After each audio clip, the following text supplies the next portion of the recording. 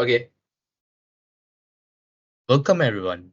Today we are going to be delving into the reality of gaming's dark side, which reveals important issues such as addiction and the financial consequences of gaming culture. Next slide. Gaming has a diverse range of genres such as action, role playing, adventure, and story based games, each offering unique experiences. Next slide.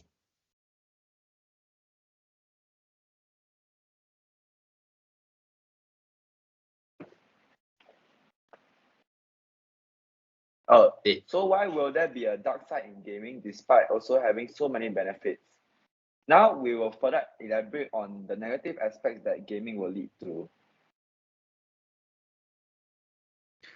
Here are three negative aspects of gaming. Firstly, we have addiction.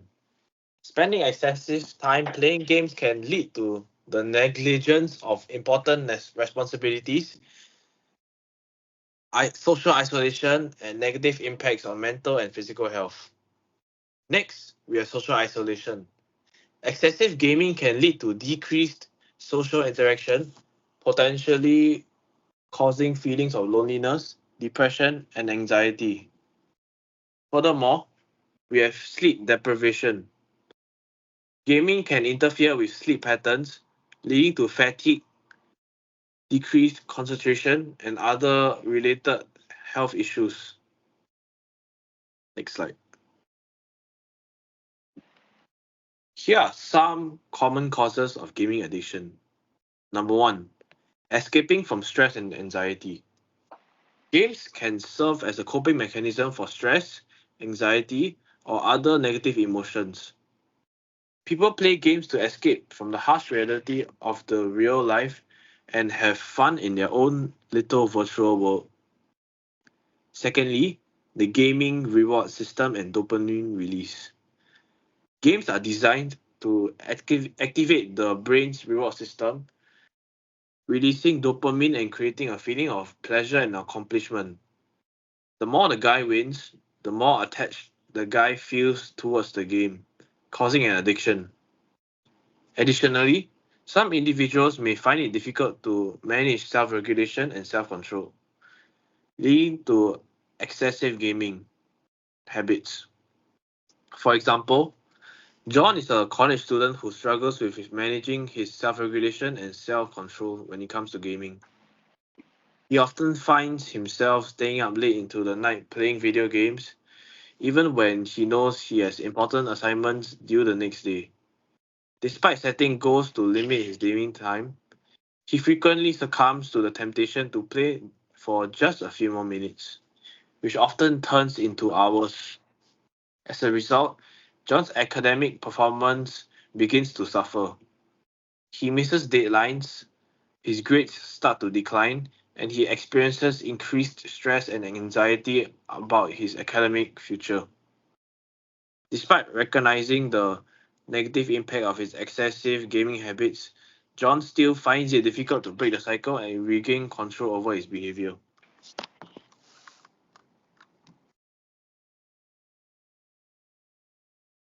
Second of all, the topic we will be covering next is the financial consequences that games might bring.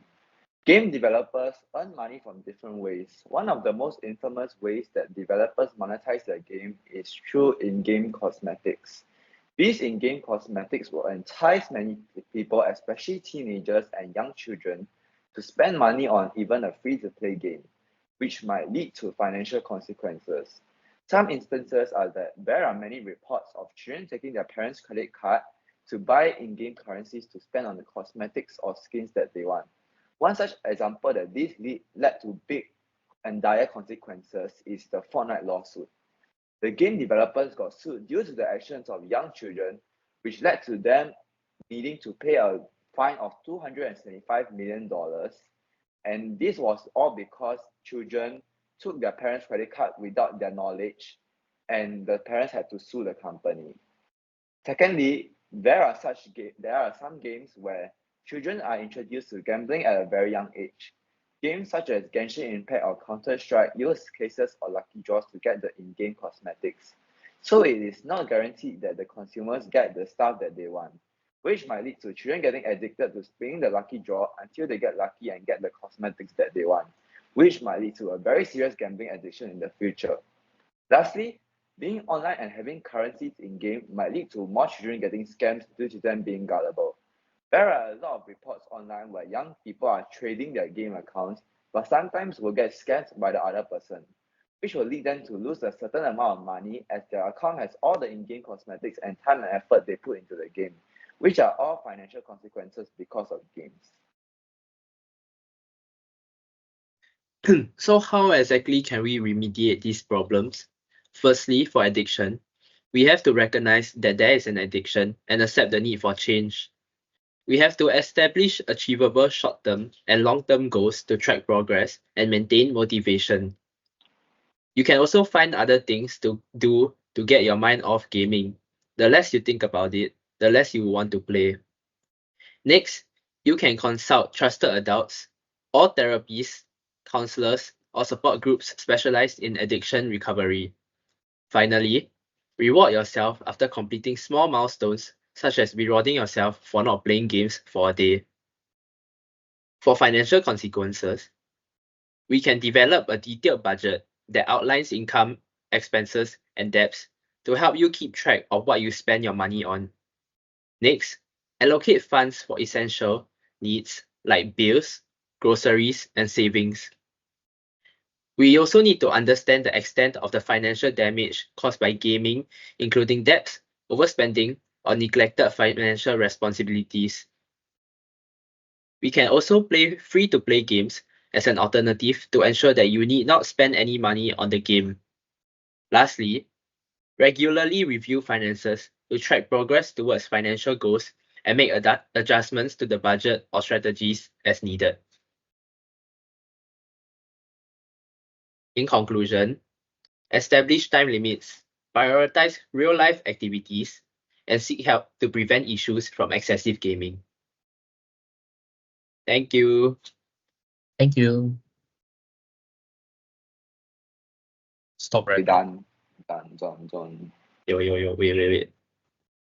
You cut this out, ah? How the fuck do I? No, don't need cut, bro. I haven't stopped recording yet. It's okay.